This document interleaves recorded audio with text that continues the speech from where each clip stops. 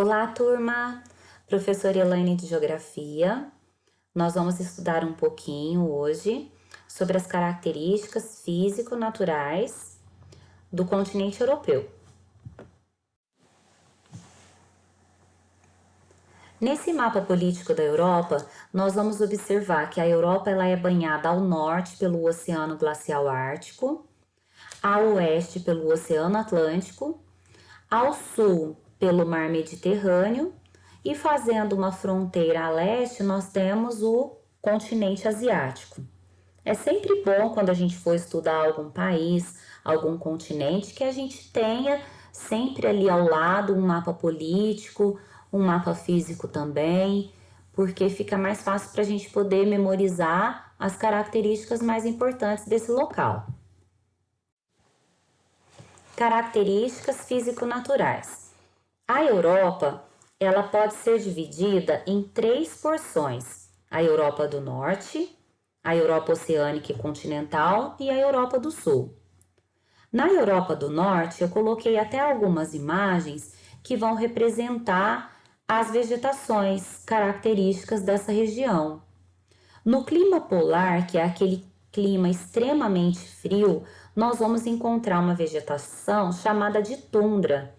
A tundra é essa graminha bem baixinha, não cresce árvores nem arbustos, não é uma vegetação arbórea nem arbustiva, ela é uma vegetação rasteira.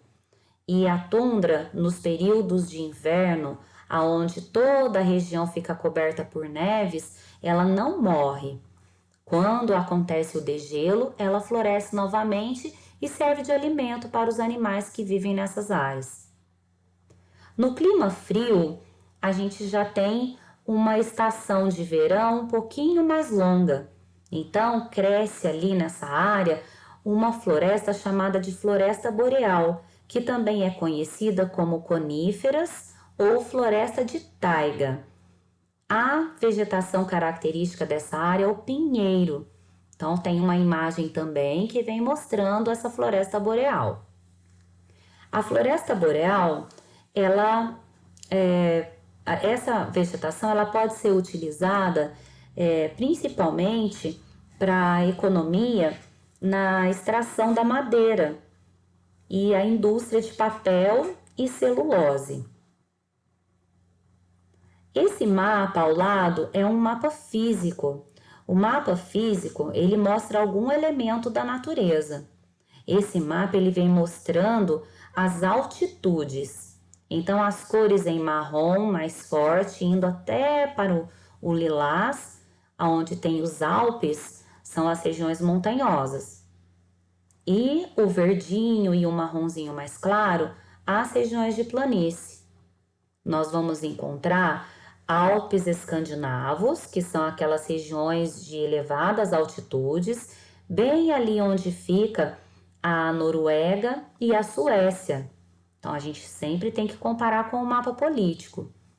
E na Finlândia, nós temos uma grande região com lagos. Então, ela é chamada de planície lacustre da Finlândia. A palavrinha lacustre vem de lagos. Europa oceânica e continental. Essa área, turma, ela vai abranger grandes planícies europeias, que elas vão situar entre as terras de clima frio do norte e as montanhas do sul. Então, nós vamos encontrar uma grande parte da Europa fazendo parte dessa área. A Europa oceânica vai ser aquela parte que ela vai estar mais voltada para o lado do Oceano Atlântico. No mapa, nós temos o verde mais clarinho. E a Europa continental, nós temos a região mais do interior, aonde a gente já consegue observar uma diminuição da pluviosidade. Encontramos também uma vegetação mais semiárida, principalmente lá na porção oeste, próxima do Mar Cáspio. Nós temos até aquela vegetação que ela é chamada de estepes. São vegetações adaptadas à falta d'água. Essa região por ela abranger uma grande parte ali da Europa, onde nós encontramos grandes capitais, cidades importantes. A grande parte da população europeia se encontra nessas áreas. Então, é uma região que ela já foi profundamente alterada pela ação humana. Toda a cobertura vegetal, ela deu espaço, né? Ela foi retirada, na verdade, e deu espaço a áreas agrícolas, industriais, de aglomeração, né? De cidades e etc. Europa do Sul. A Europa do Sul, ela vai ser uma região voltada para o mar Mediterrâneo. Então, a gente consegue observar nos mapas o sul, né? A gente tem o continente africano e depois o continente europeu. Entre esses dois, nós temos o mar Mediterrâneo. E ali é uma região de altas montanhas. Nós vamos destacar algumas: os Pirineus, os Alpes, os Cárpatos, Cáucaso. E essas regiões, elas têm o clima frio por causa da sua elevada altitude. Também é difícil a fixação humana por causa da altitude, o clima ser mais frio. E ao sul nós vamos encontrar também um conjunto de montanhas conhecido como montanhas mediterrâneas. Aí a gente tem os Apeninos na Itália, os Alpes Dináricos e os Balcãs. E nós vamos encontrar também na região sul as planícies e os planaltos mediterrâneos. Nessa região, o clima ele é chamado de clima mediterrâneo. O clima mediterrâneo, para a gente ter uma ideia e fazer uma comparação, ele é ao contrário do nosso clima, que é o tropical. O clima tropical, nós temos um verão chuvoso e um inverno seco. No Mediterrâneo, é o contrário. O verão é seco e o inverno é chuvoso. Europa, um litoral recortado. Mares. A saída para o mar sempre foi muito importante para a economia e a defesa das nações. Na economia, nós vamos destacar o transporte de cargas e pessoas. Esse transporte na Europa, ele é bem integrado. Ele integra o mar, a terra e o ar.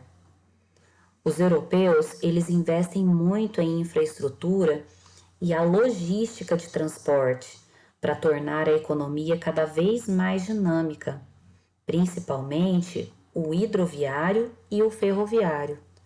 Enquanto em países como o Brasil, nós investimos mais no transporte rodoviário, que é um transporte caro, que dá muita manutenção. Os países mais ricos da Europa, eles investem muito nesse transporte, na hidrovia e nas ferrovias. A pesca, ela também é uma atividade muito importante. Nós vamos encontrar pescas bem modernas, que são chamadas pescas industriais, e pescas artesanais, onde aquela pesca que tem um volume menor. Já nessa pesca industrial, são utilizados navios bem modernos. Os navios, eles têm guindastes, as redes enormes que vão tirando enorme quantidade de pescado do fundo do mar. A península, ela é uma extensão de terra que avança para o mar. Nós vamos conhecer as principais penínsulas europeias. Se a gente observar bem esse mapa, aonde nós temos as penínsulas, o mar ele fica em volta da terra. Só que a terra, ela tá uma parte grudada no continente. Então, isso é uma península. Ela tem água pelos seus 3 lados e uma parte fica grudadinha no continente. Vamos conhecer as penínsulas europeias. A Península Escandinava. Essa península, nessa imagem, nós temos a Noruega e a Suécia. A Península Dinamarquesa, composta pela Dinamarca, banhada ali pelo Mar do Norte, uma parte pelo Mar Báltico. Vamos acompanhando no mapa. A Península Ibérica, formada por Portugal e Espanha, banhada pelo Oceano Atlântico e pelo Mar Mediterrâneo. A Península Itálica, banhada pelo Mar Adriático, pelo Mar Tirreno, pelo Mar Mediterrâneo, é composta pela Itália. A Itália, se a gente observar bem, ela tem o formato de uma bota, né? Uma bota de cano alto, bico fino, né? Salto alto também. Então aí a gente consegue, identificando o formato, quando a gente observar um mapa mundi, nós conseguimos identificar melhor a Europa e a Itália.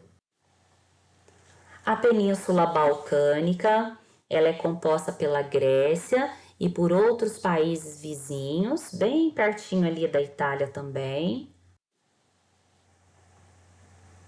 A Europa também é formada por muitas ilhas. Diferente das penínsulas, as ilhas, elas já têm água por todos os seus lados. Vamos falar um pouquinho de uma ilha. Essa ilha, ela é chamada de Grã-Bretanha. A Grã-Bretanha é uma ilha composta por 3 países: a Inglaterra, a Escócia e o País de Gales. Esses 3 países, mais um outro país que se chama Irlanda do Norte, juntos eles formam o que nós chamamos de Reino Unido. A Irlanda do Norte, ela já fica em uma outra ilha, bem ao lado da ilha da Grã-Bretanha. Nessa ilha da Irlanda, nós temos 2 países, a Irlanda e a Irlanda do Norte. Rios. A Europa, ela apresenta uma rica e bem distribuída rede hidrográfica. Essa rede hidrográfica, ela é um fator essencial para a prosperidade de algumas regiões e cidades. Ela vai ser importante para a navegação, para a geração de energia elétrica, a piscicultura, o turismo. E nós vamos destacar na Europa 3 rios importantes. O rio Volga, ele é o mais extenso. Ele tem 3.690 quilômetros. Ele vai desaguar ali no Mar Cáspio. Bom, as águas desse rio, elas ficam congeladas durante grande parte do inverno. E por ele cortar uma grande área plana ali da Rússia, ele vai ser responsável por cerca de 50% de todo o tráfego fluvial. Já o rio Danúbio, ele é um rio que ele vai atravessar 8 países. Ele passa também por 4 capitais: Áustria, Eslováquia, na Sérvia, na Hungria. Então, as capitais desses países são cortadas por esse rio. Esse rio também, ele, além da sua importância, né, para a economia, para o transporte de cargas, e por ele estar numa posição estratégica, ele também é muito utilizado para o turismo. Já o rio Reno, ele vai ser um eixo fundamental na integração econômica da Europa, dos países, né, mais ao sul, para os países ali mais ao norte, dentre eles os Países Baixos, né, que é a Holanda. Ele termina no Mar do Norte. Ele é um dos rios mais importantes economicamente para a Europa. Clima e formações vegetais. O clima define o tipo de vegetação que se desenvolve em determinada área. Então, a vegetação ela vai ser o espelho do clima.